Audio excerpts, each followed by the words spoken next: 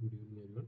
Let's start our live interaction session for our week 10 of our course, Computational Fluid Dynamics by Prof. Srinivas Jainti of Department of Chemical Engineering, IIT Madras. Myself, your TA, Manjunathan from Department of Applied Mechanics, IIT Madras. Okay, shall we move on to our topics?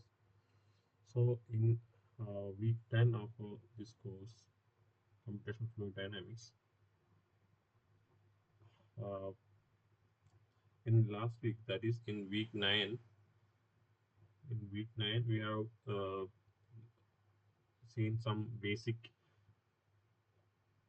methods for solving linear algebraic equations like the Gauss-Seidel method, Jacobi method, or such uh, uh, simple and straight other direct methods for solving the linear algebra equations. But in week 10 of the course, advanced methods like uh, ADI scheme, SOR scheme, all such schemes have been discussed. So our discussion will be primarily on these topics of advanced.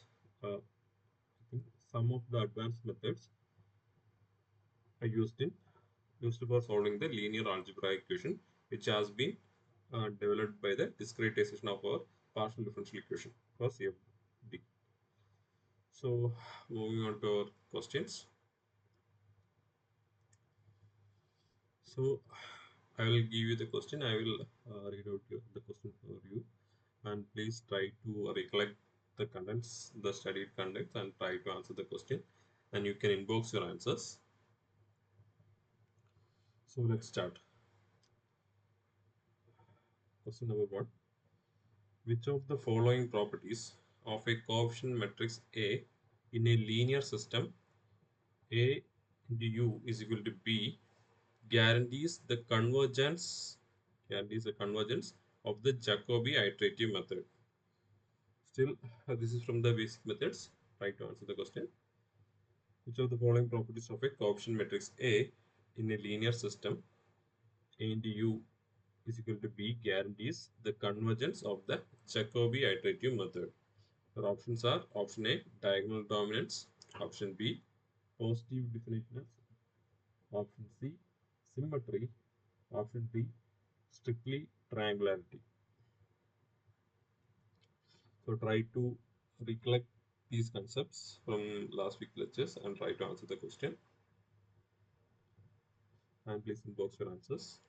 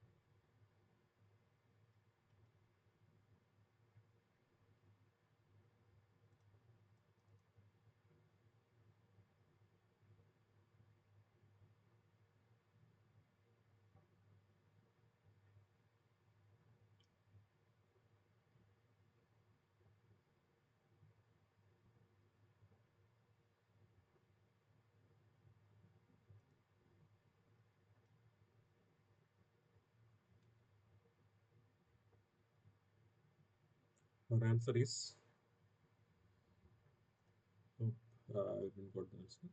Our answer is option A, diagonal dominance.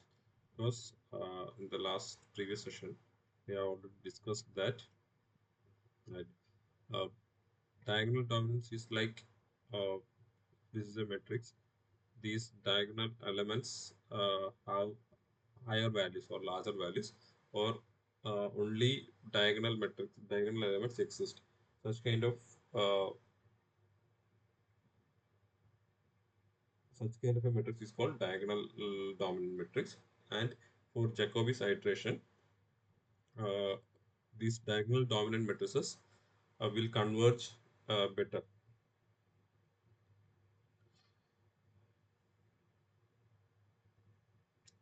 So technically, the explanation for diagonally dominant matrix is like the absolute value of the diagonal element in each row is greater than the sum of the absolute values of all other elements in the row. Suppose we have some A, B, C, D elements, and then E, F, G, H, I.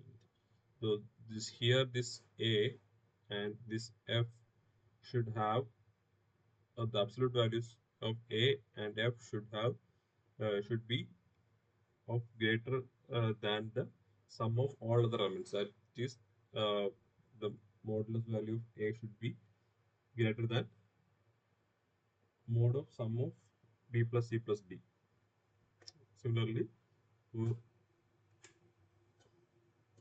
similarly for F also, the value should be greater than the sum of EF, EF, sorry, E, G, and H. So such a condition is called diagonal dominance. So this diagonal dominance, if you recollect how Jacobi iteration is done, then we can see that in each for each variable, uh,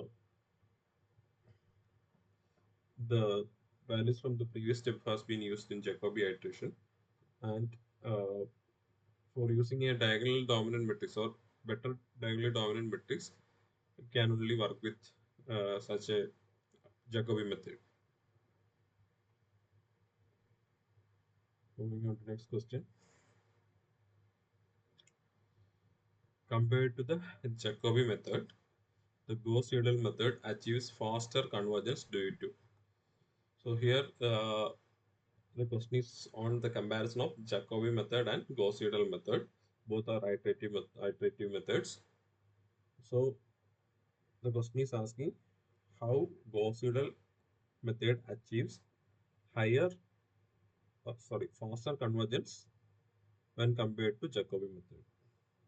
Your options are: option A, reduced computational cost per iteration; option B, exploitation of information from previous iterations within the same step; option C, guaranteed convergence for all coefficient matrices; option D, requires less memory storage for iterative purpose.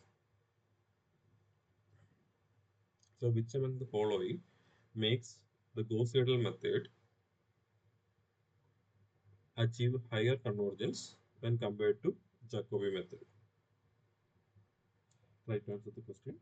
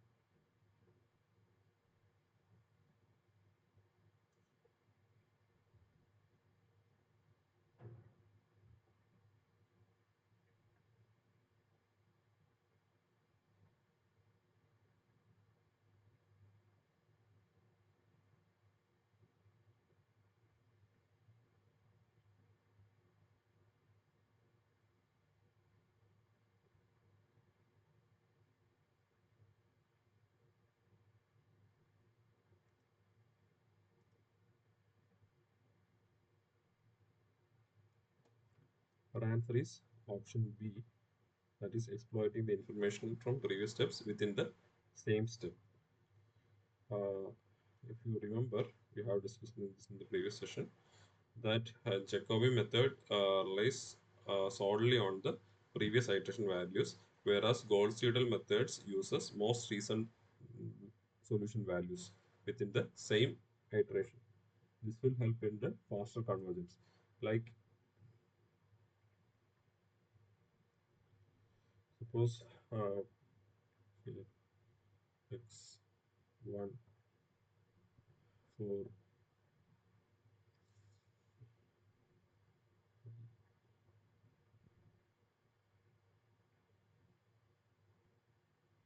that x3 for n time is will be calculated by x1 of n time plus x2 of n time plus x4 of n minus 1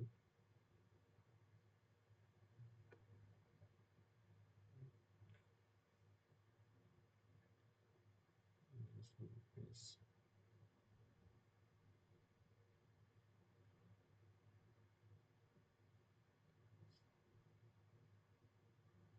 So here let the n be the time step, n be the present time step. Suppose we are calculating the third variable, that is x3.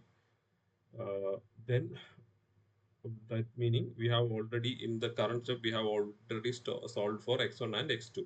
So the current values of x1 and x2 will be taken along with the previous values of x4, x5, x6, which will be calculated after x3. All these values will be taken from the n minus 1 step, that is the previous time step. So Gauss-Seidel method uses this kind of uh, establishment. Whereas in Jacobi method, these even these x1 and x2 will be taken from previous time step. That is for Jacobi method.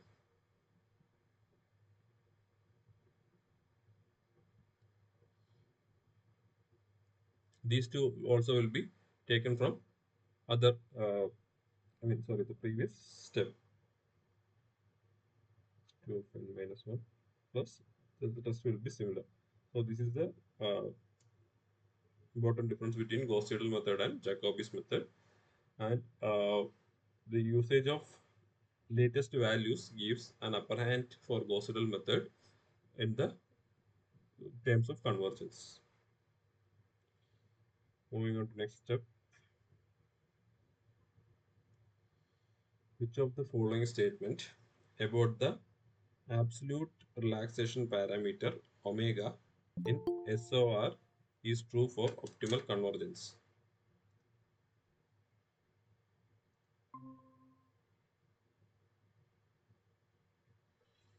So, which of the following statement about the relaxation parameter omega in the SOR is true for optimal convergence? Here, SOR is successive over relaxation method. So, the question is on successive over relaxation method. The options are option A, omega should be close to 0 for faster convergence. Option B, omega is equal to 1 corresponds to Jacobi method. Option C, the optimal value of omega depends on the properties of the coefficient matrix A. Option D, higher omega value always lead to a faster convergence. So, which among the following is true for an optimal convergence in successive over relaxation method? Options are the absolute relaxation parameter omega should be close to 0 for faster convergence. The relaxation parameter omega should be equal to 1, is equal to 1 corresponds to the Jacobi method. Option C, optimal value of omega depends on the properties of coefficient matrix A. Option D, a higher omega value always leads to faster convergence. Try to reflect from the course contents and try to answer the question.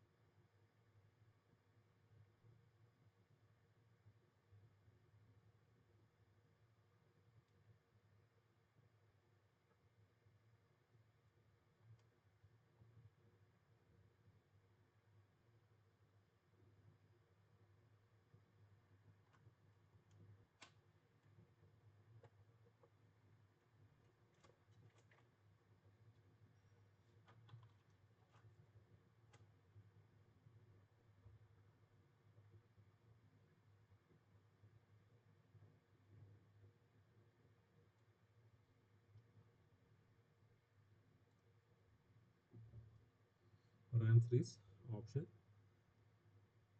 C, that is the optimal value of omega, that is the relaxation parameter depends on the properties of coefficient matrix A.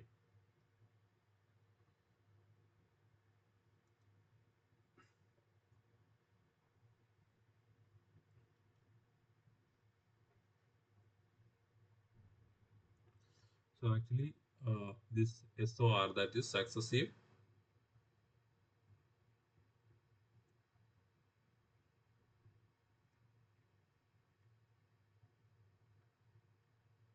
over relaxation method, is actually a variant of Gauss-Seidel method.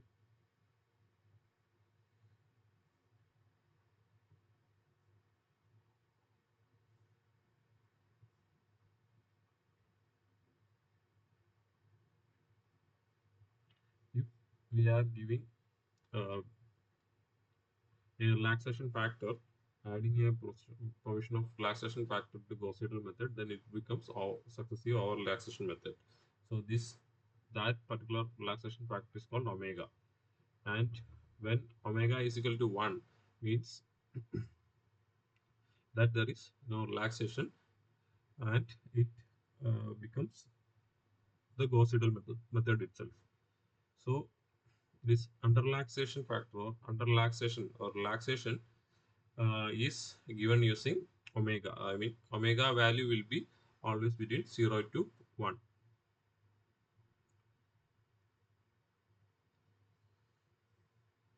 in that range, and it will help this giving some under relaxation will help in case of divergence when our solution is about to diverge or when it is diverging, then giving some relaxation will help in uh,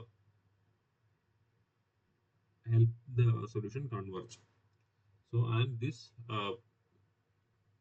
setting an optimal value for even though it is taken by trial and error method, but the best way of in practice it will be trial and error method, but uh, the best method is to pick and choose an optimal value of omega from the properties of the coefficient matrix A. Hope that's understood. Moving to next question.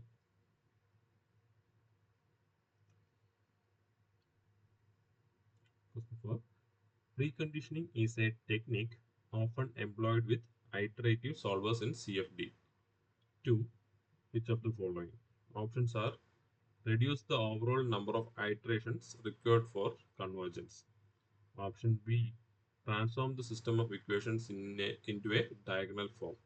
Option C, guarantee convergence of any iterative method. Option D, improve the accuracy of the solution at each iteration step.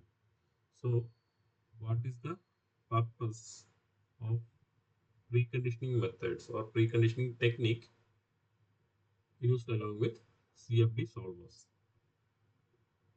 Option A, is it to reduce the number of overall number of iterations required for convergence, or is it for the or is it to transform the system of equation into a diagonal form? Option C, guarantee convergence of any iterative method. Option D, improve the accuracy of the solution at each iteration step. You can inbox your answers.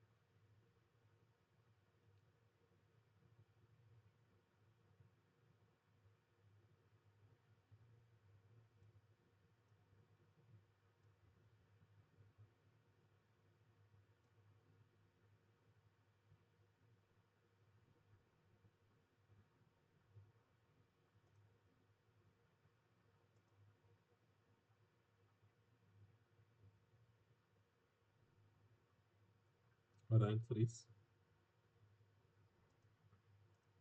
option A, to reduce the overall number of required overall number of iterations required for the convergence.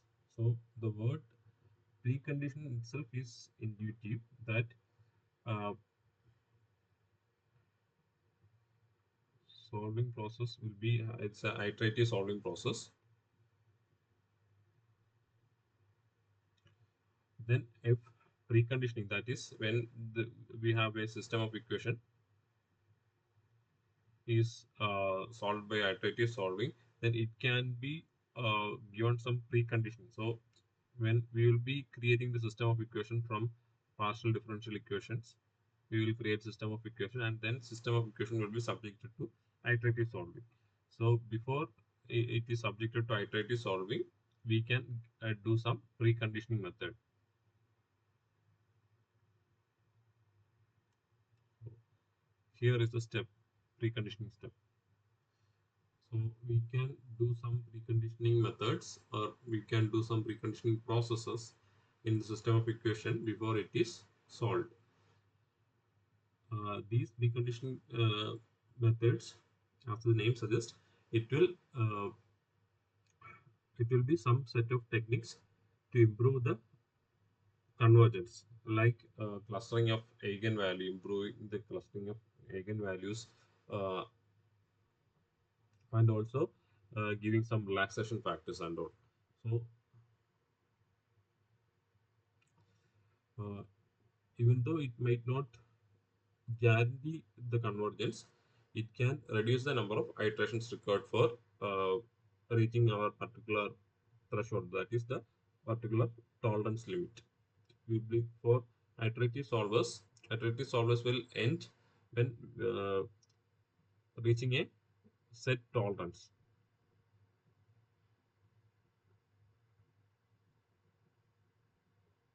Set tolerance means we will be for error omega we might have set some 10 raised to minus 6 or 10 raised to minus 3 level of error.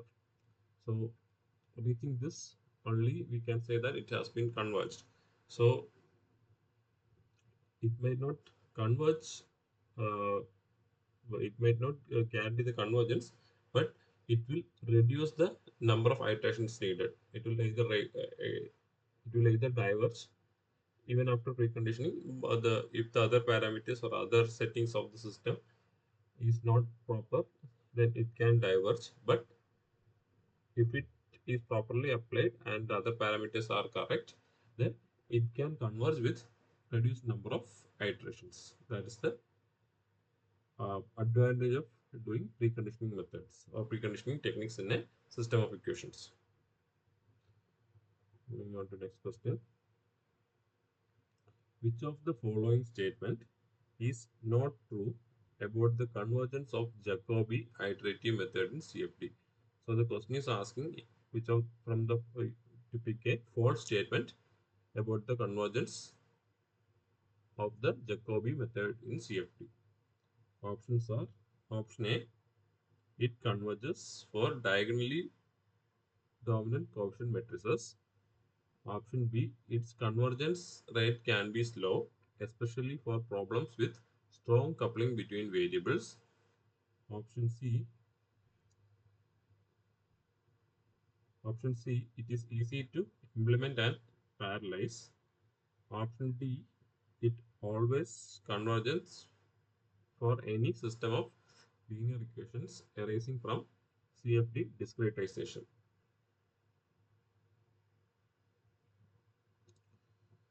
So try to answer the question. Try to pick a false statement about the convergence of Jacobi iterative method in CFD from the following options.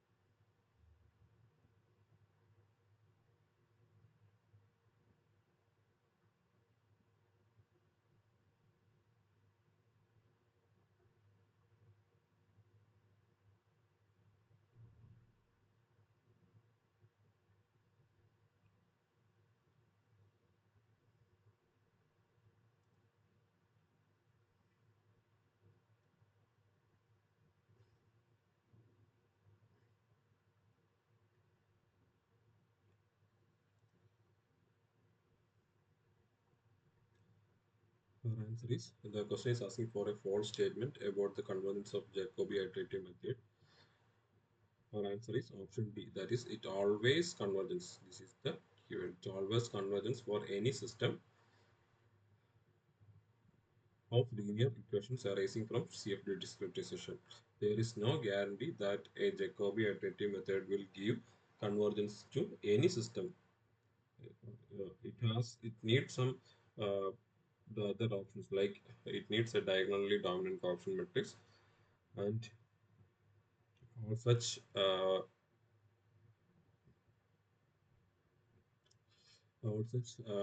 properties that have been listed in other options. That uh, when there is particularly there is when exist there exist strong dependencies between variables, then Jacobi method may not converge at all. All such difficulties are there while using a Jacobi method. So Jacobi method does not guarantee uh, convergence for any system of equations or any system of equations derived from CFT methods. Moving on to next question. Which property of a coefficient method, which property of a coefficient matrix is essential for the convergence of the successive over relaxation method? So the question is on successive over relaxation method. It is asking which property of the coefficient matrix is essential for the convergence of the method. Options are option A strict diagonal dominance, option B positive definiteness, option C diagonal dominance with a relaxation factor of omega is equal to 1, option D a specific sparsity pattern. So which among the following is a essential criteria for the convergence of SOR method? Try to answer the question. Those are your answers.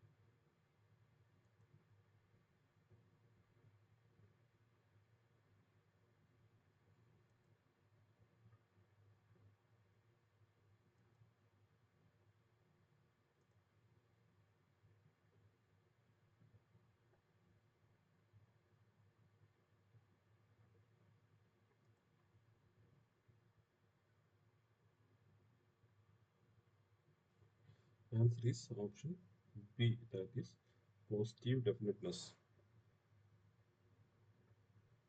So option B, positive,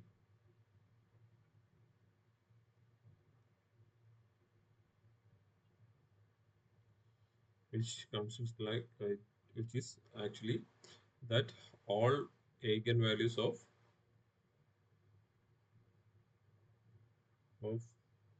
option matrix A should be positive. That is what called by positive definiteness. So uh, the positive definiteness is the condition that guarantees the convergence for successive over relaxation method. Whereas this strict diagonal dominant is sufficient, but it is not necessary condition for convergence. Diagonal dominance will give uh, which, which will enable convergence but may not guarantee it. Also, in option C, the we have already discussed that the relaxation factor omega is equal to 1 is nothing but our Gauss-Seidel method, and it does not use any relaxation to optimize the convergence. So our answer is option B, positive definiteness. Moving on to next question. When analyzing the convergence of an iterative method in CFD, which factor is most likely to have greatest impact on the number of iterations required to reach a desired accuracy? Question might be a little lengthy, but a simple question only. If you see, when analyzing the convergence of an iterative method, so simply for the convergence of an iterative method, which factor has greatest impact in the number of iterations required to reach desired accuracy? So, which among the following factors decides the number of iterations required to reach a desired accuracy? That is the question in short. Options are option A, the choice of turbulence model used. Option B, the boundary condition type. Option C, the mesh size and discretization scheme. Option D, the physical properties of the fluid. So, which of the factors will decide or it will have impact on the number of iterations required to reach a particular accuracy? Is it the choice of turbulence model used, or is it the type of boundary condition used, or is it the mesh size and discretization scheme used, or entirely depending on the physical properties of the fluid? You can try to answer the question, box your answers.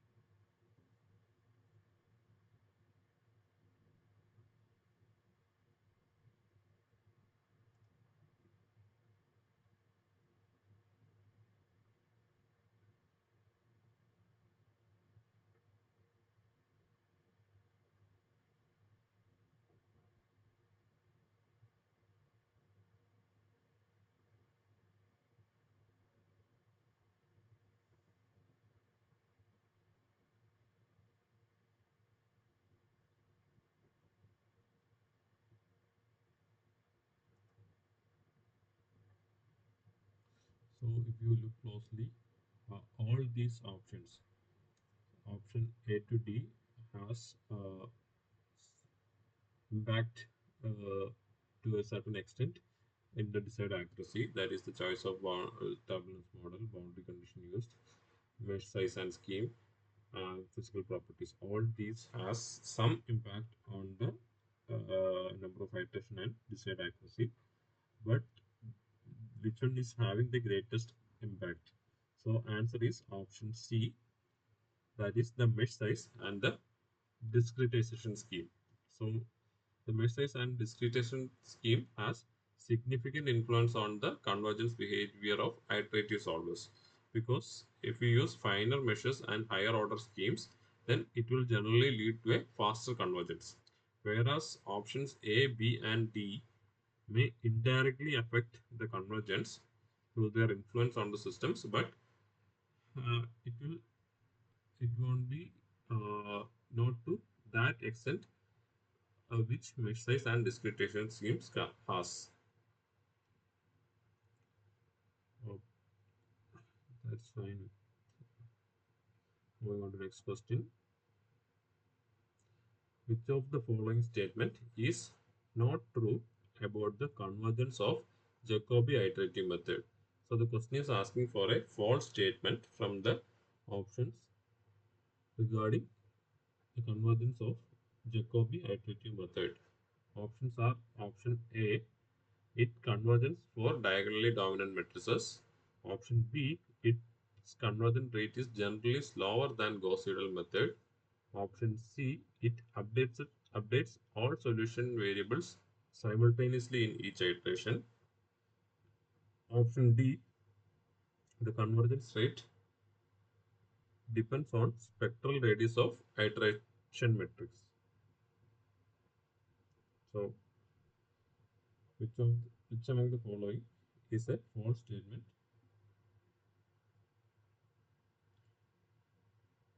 False statement regarding Jacobi iterative method.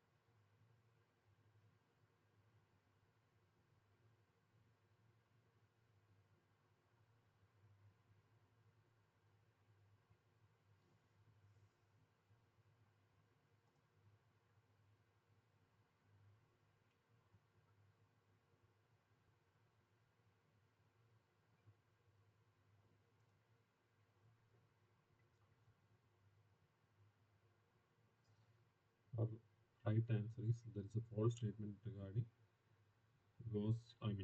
Jacobi method is option C, that it updates all solution variables simultaneously in each iteration. While all other statements are true, uh, this statement, that is Jacobi method updates solution variables one by one, not all at once.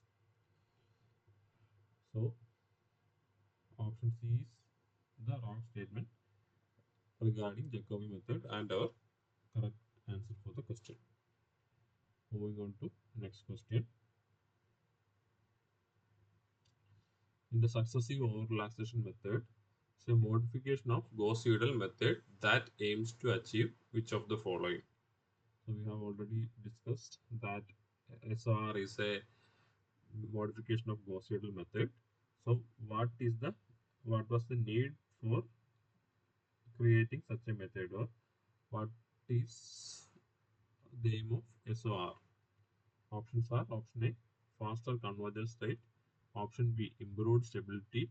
Option C, reduced computational cost. Option D, all of the above. Which among the following is the right answer? You can inbox your answers.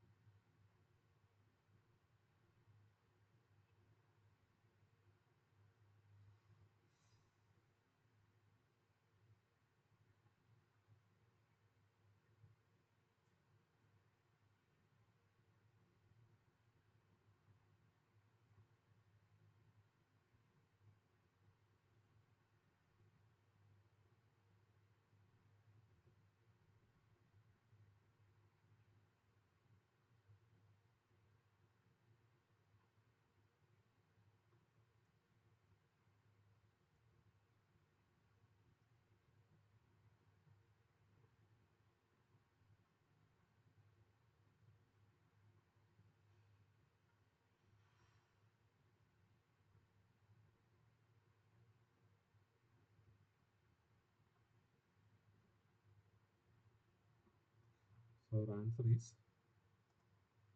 I have already discussed that,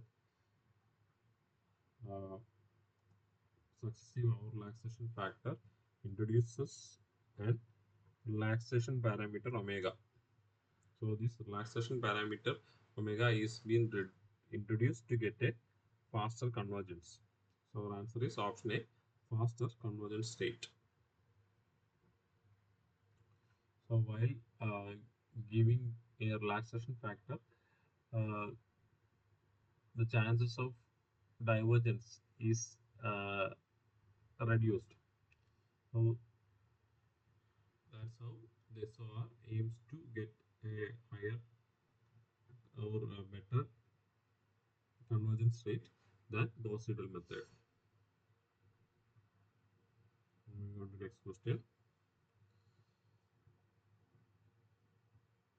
Uh, Question is, the convergence rate of an iterative method in CFD is primarily influenced by which of the following? Options are option A, discretized scheme used. Option B, the properties of coefficient matrix arising from the discretized equations. Option C, absolute values of residuals at each iteration. Option D, the specific turbulence model employed in the simulation. So, which of the following factors influence the convergence rate of an iterative method in CFD?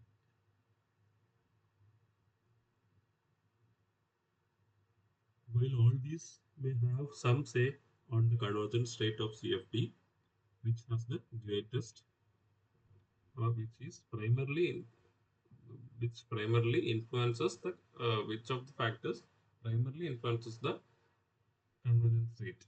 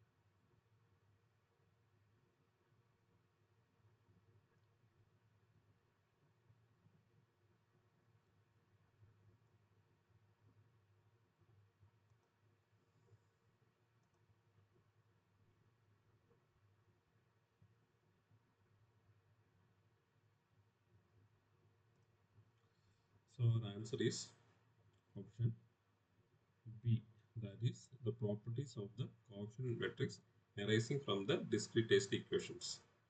So from option B itself, we can understand that discretization scheme is also having some uh, influence, but primarily from the computational viewpoint, the properties of the coefficient matrix uh, is which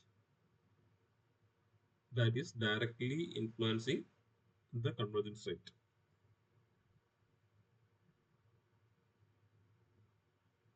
The convergence rate of an iterative method depends on the inherent properties of the system of equations represented by the coefficient matrix. The discretization scheme and turbulence model can indirectly affect these properties, but option B, that is the uh, properties of coefficient matrix, is having the most direct influence. Moving on to the next question. Question is, when monitoring the convergence of an iterative CFD solver, the common approach is to track which of the following? Options are option A, absolute values of individual solution variables. Option B, maximum change in solution variables between the iterations. Option C, norm of the residual vector at each iteration. Option D, all of the above.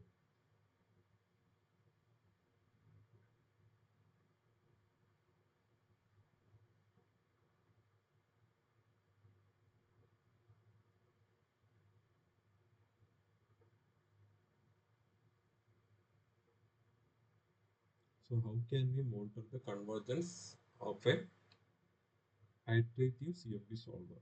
Which of the following factor can be used for that? Options are option A, absolute values of individual solution variables. Option B, maximum change in the solution variables between iterations. Option C, norm of the residual vector at each iteration. Option D, all of the above. Try to answer the question.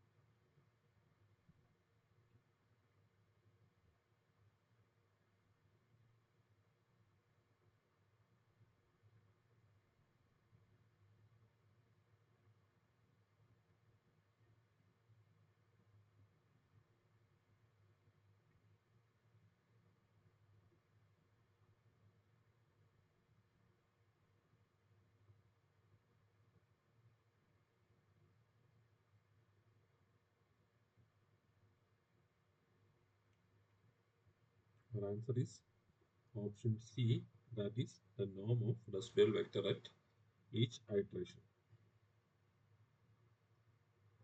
So while tracking the residual vector represents the imbalance in the discretized equation. Tracking it norm provides a good indication how close the solution is to convergence. While other options might be informative, the residual norm is most widely used measure. So when we have the norm of absolute error, or which is also called residuals. So when we track residuals, we know it is increasing or decreasing. So for to have a better convergence, this residual should decrease. Uh, I mean, decrease in the continuously decrease to reach our tolerance limit.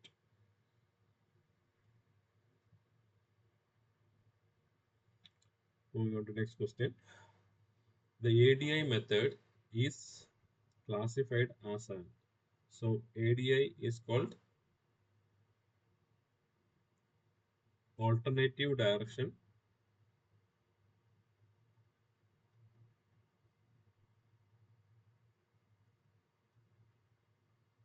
implicit scheme or implicit method. So ADI method is classified as an which of the following? Options are explicit time marching scheme, option B implicit time marching scheme, option C operative splitting method, option D direct solver for steady state problems. So which among the following uh, is the type of ADI method.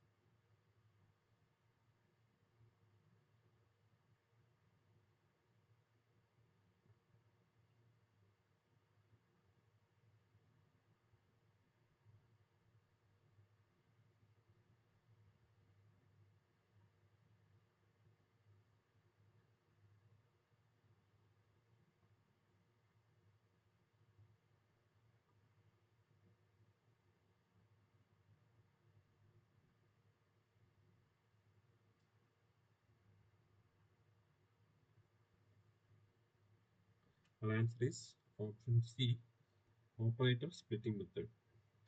So alternative direction implicit method is it con- comes under the category of operating splitting method because this ADA breakdowns the time derivative term in the governing equations into separate directional components.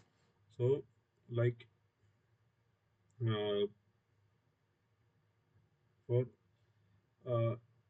it will split the time derivative step into different sub steps, while each sub step will be uh, moving in one particular direction.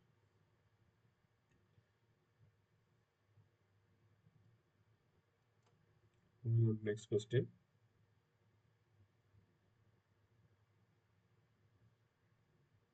This question is also on ADI scheme. Compared to explicit methods, what is the primary advantage of ADI, that is alternative directional implicit method? Options are option A, lower computational cost per iteration. Option B, increased stability for larger time step. Option C, guaranteed convergence for all CFD problems. Option D, improved accuracy for unsteady simulations. So, which among the following is the primary advantage of ADI compared to other explicit methods?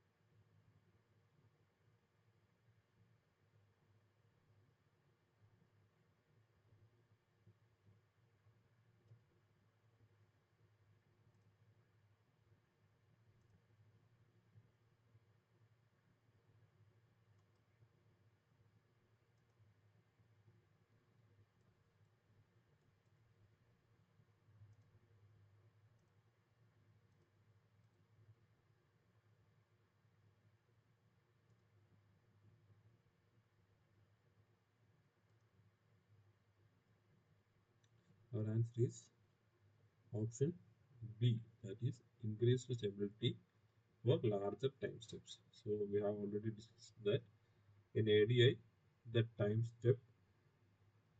calculation step will be split into sub-steps, sub-parts, in which uh, the iteration will be carried out for one direction at a time. So this will naturally allows for larger time steps without numerical instability. Because larger time step is an common limitation for the explicit methods.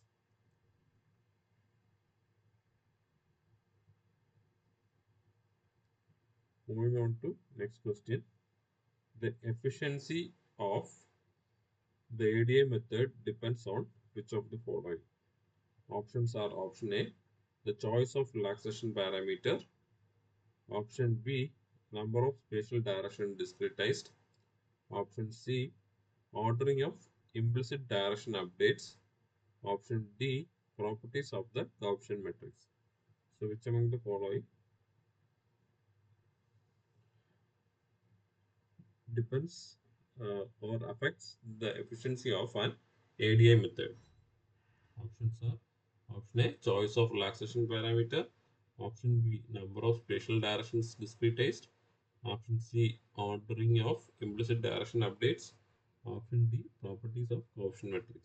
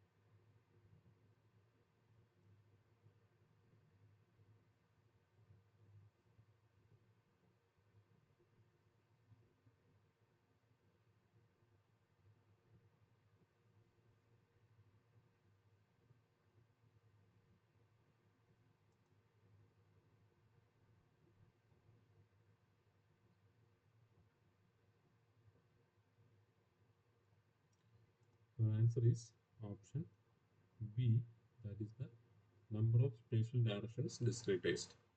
So the efficiency of ADI scheme mostly depends on the number of spatial directions discretized.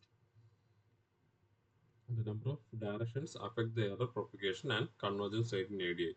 So the more direction, typically the more the directions, then it will require more iterations for convergence.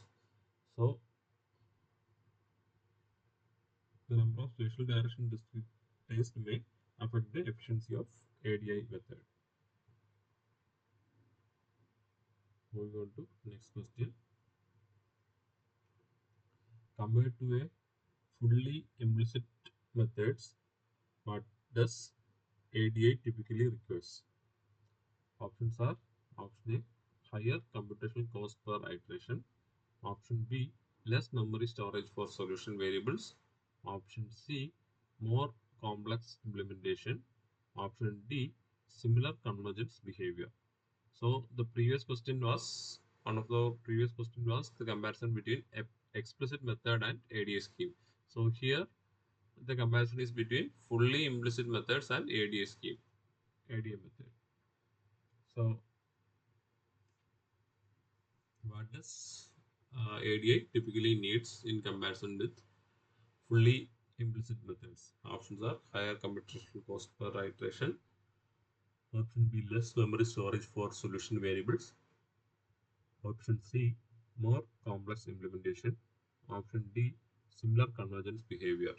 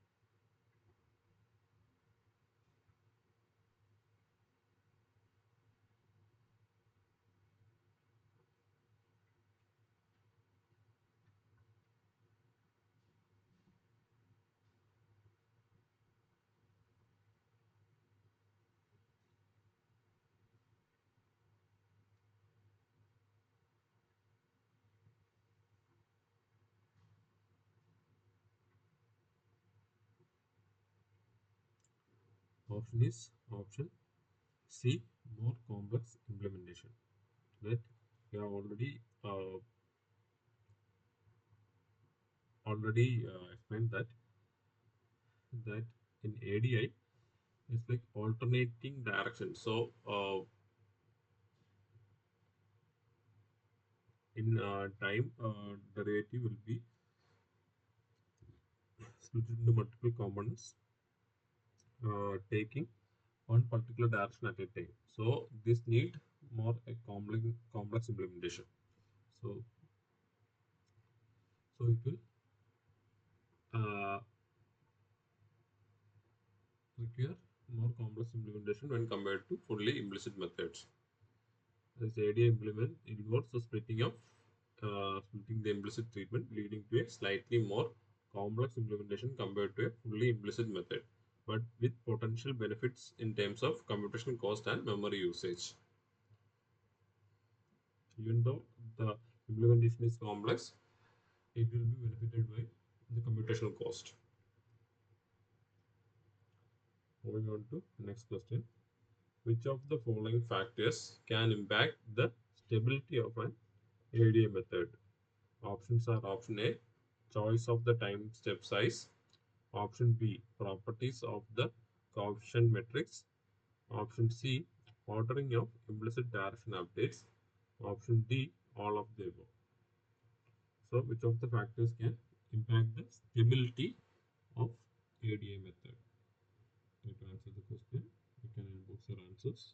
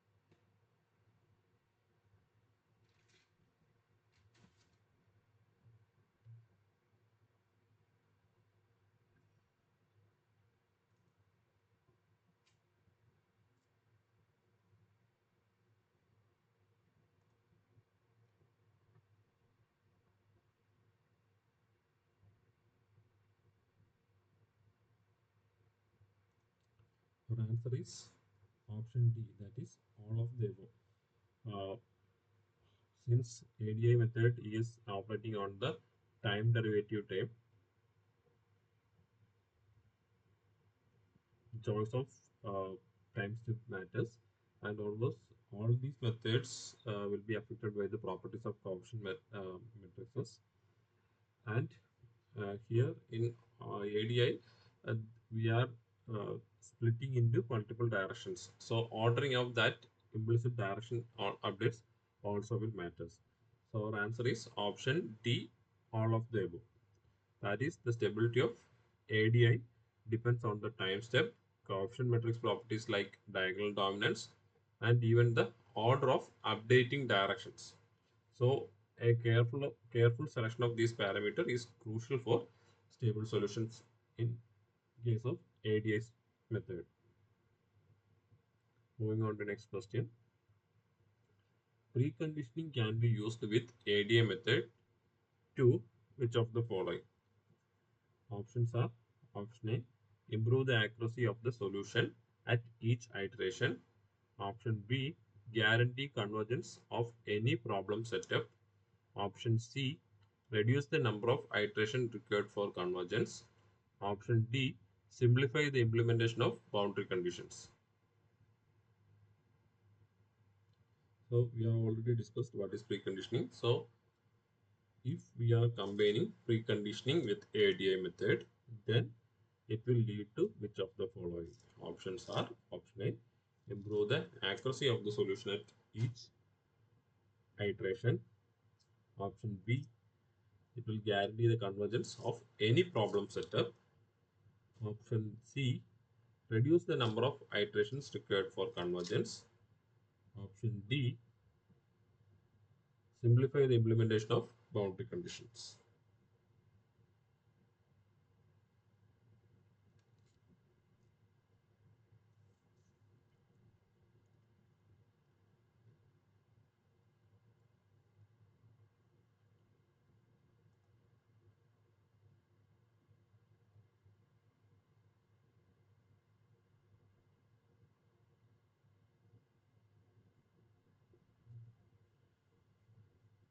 You can inbox your answers.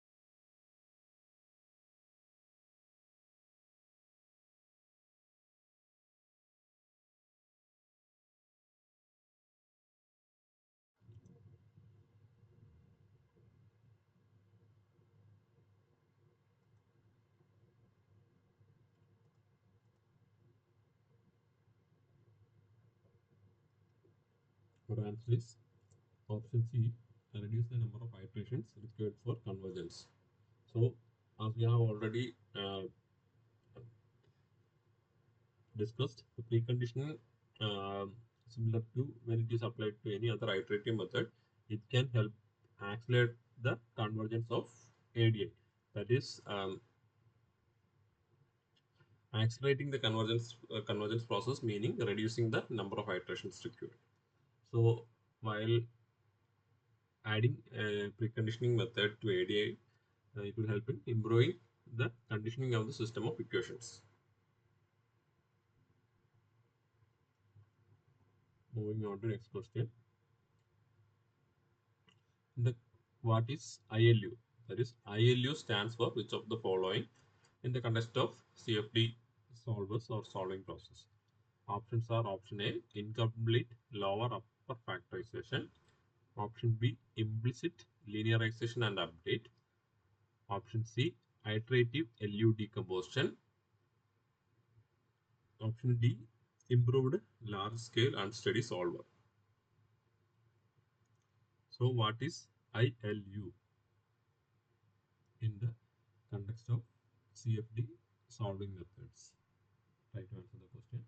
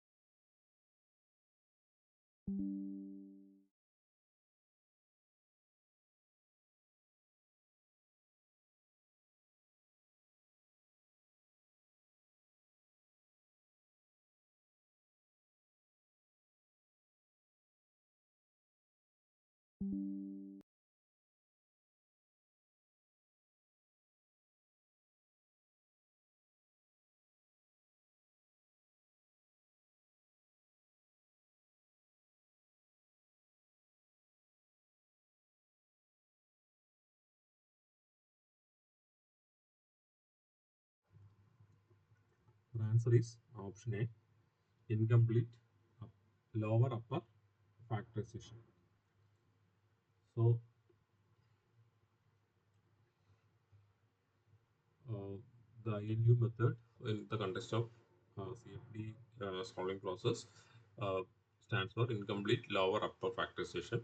We have already discussed that um, for solving CFD equations or CFD system of equations, better to have it is better or good to have sparse matrices. So to make it sparse, the original quotient matrix will be splitted into sparse lower upper triangular factorization to reduce the computational cost. So this one is something similar or a variant of LU decomposition. Moving on to next question. The ILU method is a type of. So what is, the question is asking what is the type of ILU method? Options are option A, explicit time discretization scheme. Option B, direct linear solver for sparse system of equations. Option C, preconditioning techniques for iterative solvers. Option D, multigrid solver for accelerating convergence. So, which among the following gives the describes best about ILU method?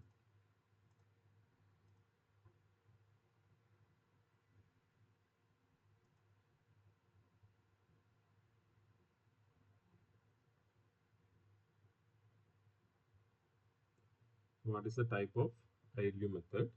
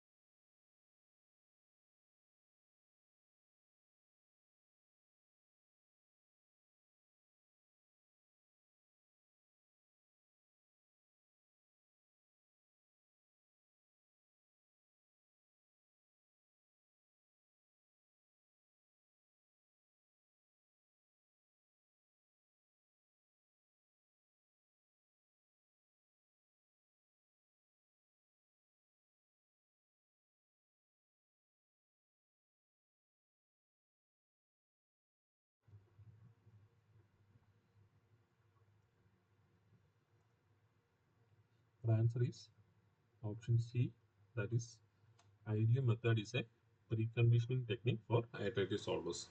So because ideally don't directly solve the system of equation, but it will help to modify the system of equation to improve the convergence characteristics for iterative solvers used in CFD.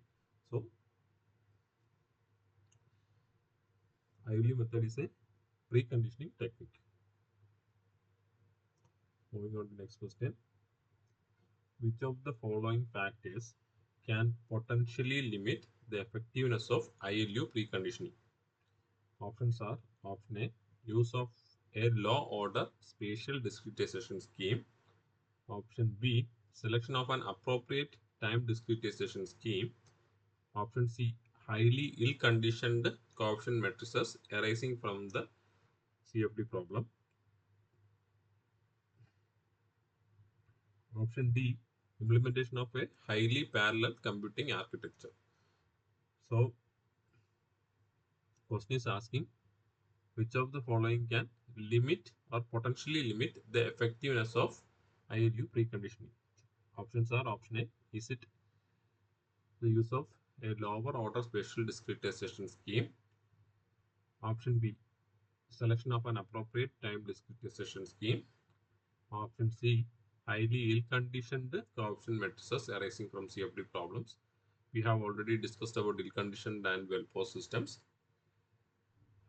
Option D, implementation on a highly parallel computing architecture. Try to answer the question. You can inbox your answers.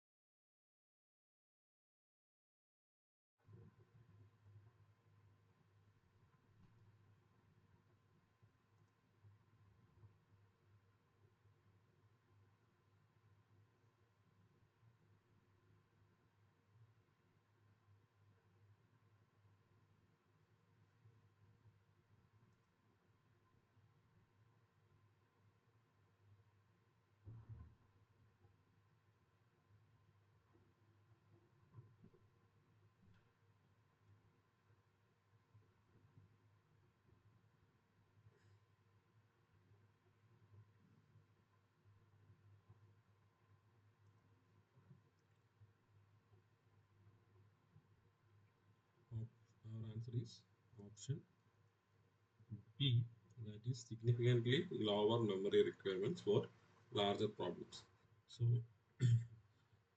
if you notice, this I in this ILU is incomplete. So, this incomplete decomposition or incomplete factorization will help to drop some elements. So, this will help in lower the memory requirements for larger problems.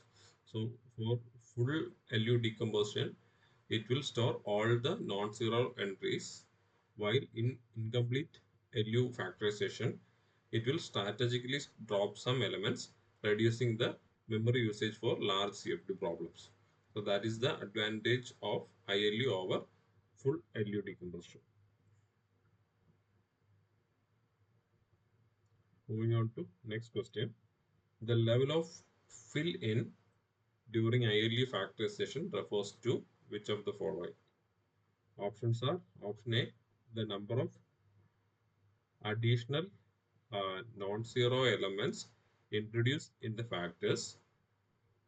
Option B, the reduction in the number of iteration needed for an iterative solver. Option C, the error introduced due to incomplete factorization.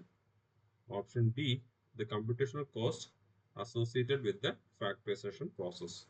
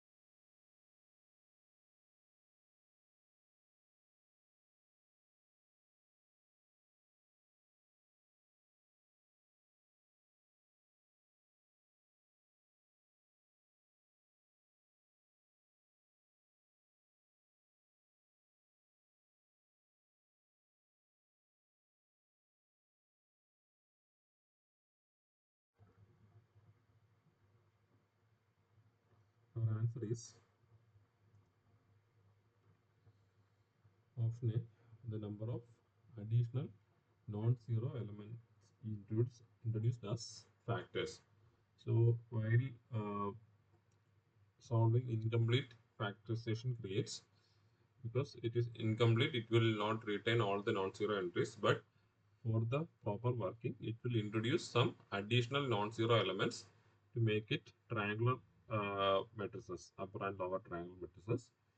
And this process is called fill-in process. So this IID factorization creates new non-zero elements in the triangular factors compared to the original matrix, and this fill-in will impact the memory usage and efficiency. So our answer is option A. Moving on to next question. How does ILU improve the convergence of iterative solvers in CFD? So options are option A, it directly solves for pressure and velocity simultaneously. Option B, it transforms the system of equation into a diagonal form. Option C, it clusters the eigenvalue of the coefficient matrix for faster conversion. Excuse me.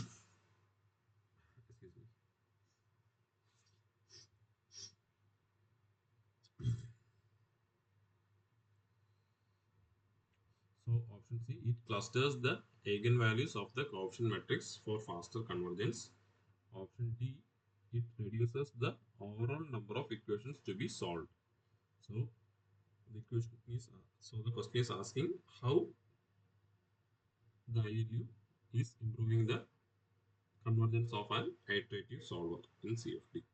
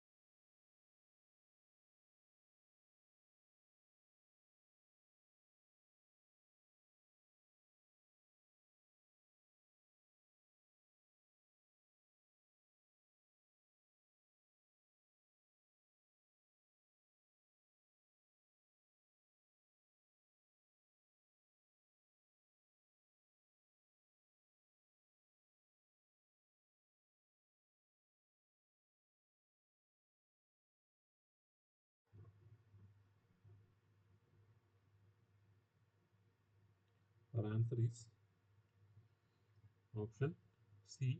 It clusters the eigenvalues of the coefficient matrix for faster convergence. The ILU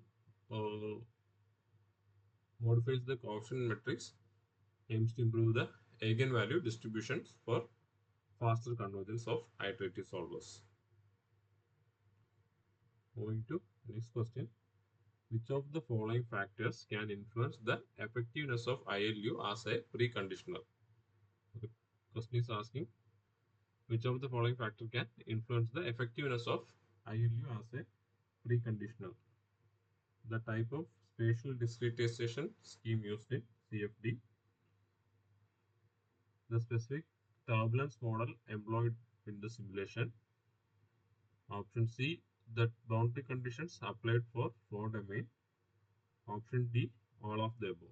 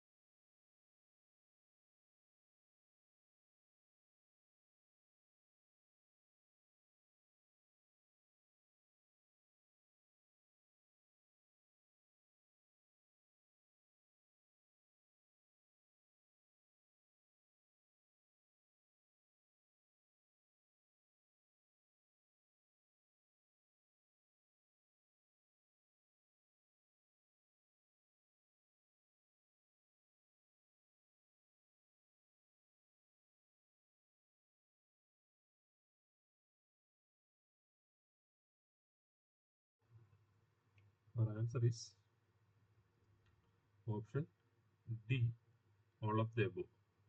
So all these factors can influence the effectiveness of ILU as a preconditioner, because these factors can influence the structure and properties of coefficient matrix.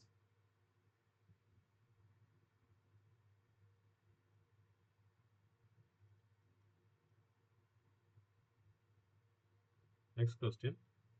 Next question is on multi-grid method. The multi-grid method in CFD primarily addresses the challenge of option A, non-linearity in governing equations, option B, slow convergence of iterative solvers for long wavelength errors, option C, high computational cost of direct solvers for large systems, option D, difficulty in handling complex geometries. So, which among the following is handled by multi-grid method in CFD? Options are option A, non-linearity in governing equations, option B, slow convergence of iterative solvers for long wavelength errors, option C, high computational cost of direct solvers for large systems, option D, difficulty in handling complex geometries.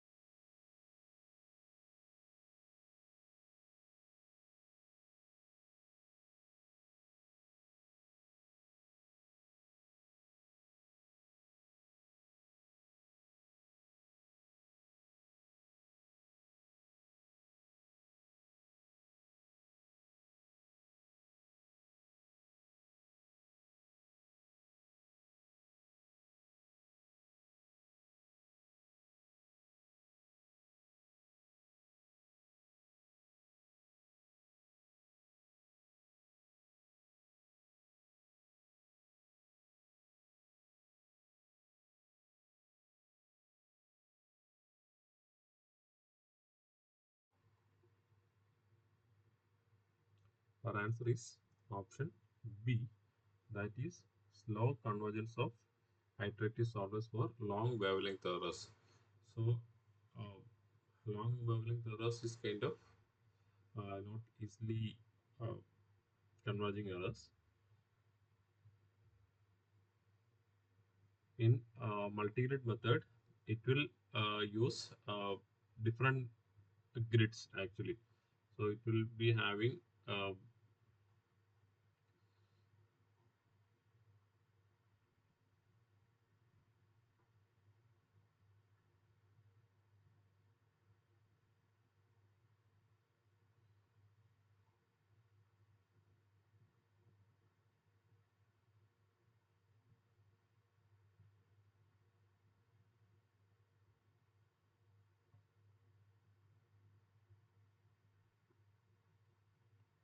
so it will be having coarse, fine, and fine versions. It will be using different grids for solving. So it will have a coarse grid to finer grid in same setup itself. So it will use different. It will switch back and forth between different grids of different levels of complexity of grids to get better convergence. So the multi-grid method excels at accelerating the convergence of iterative solvers, particularly for long wavelength errors, where the traditional relaxation methods will struggle with. Moving on to next question. In a multi-grid cycle, the process of transferring error from a fine grid to a coarse grid is called. I have already discussed that it will switch between finer and coarser meshes. So the process of transferring the error from fine grid to coarse grid is called which among the following? Options are option A, relaxation, option B restriction, option C prolongation, option D smoothing. So it will switch between fine into coarse and vice versa also in different instance of solving process. So the switching from fine grid to lower grid is called what is the name given to that process?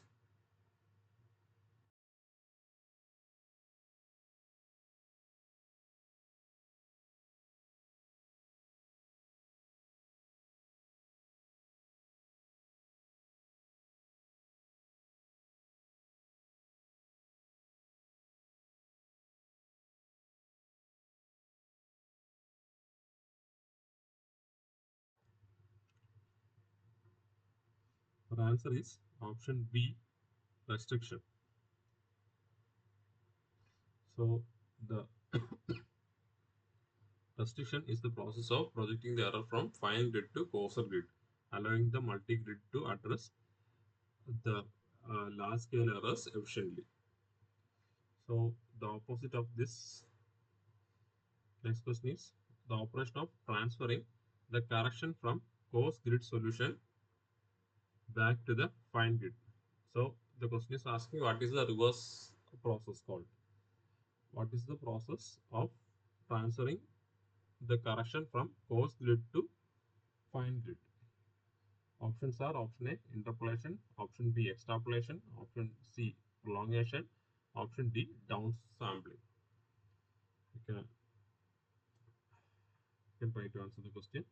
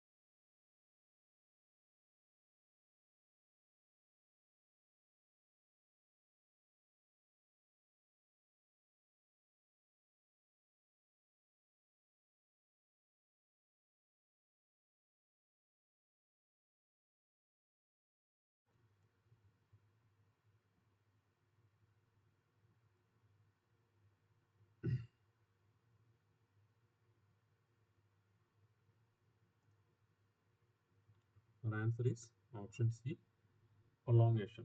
So prolongation is the counterpart of restriction, that is taking coarse grid correction and making it compatible with finer grid. So simply saying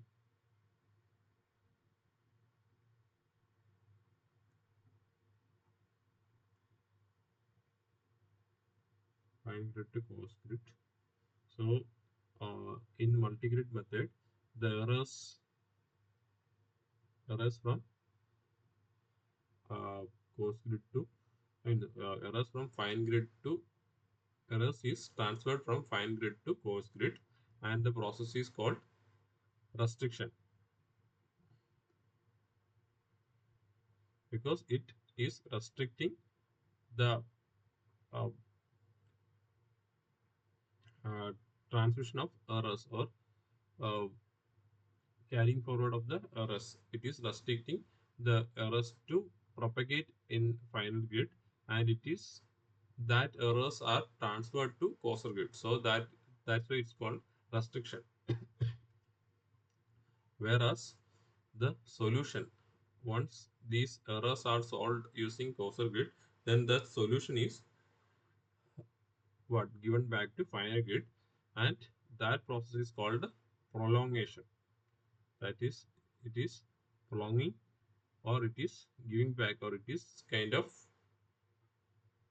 trying to keep the accuracy or limits of the final grid. So it is like when an error occurs or some large wavelength errors are occurring in fine grid, then it will be restricted to propagate in that fine grid and it will be transferred to causal grid. And this solution will be it will be solved in a causal grid, and that solution is what given back to fine grid so that the initial accuracy or the existing accuracy or smoothness to be prolongated. So that's in if you think in that way, you will be able to recollect easily.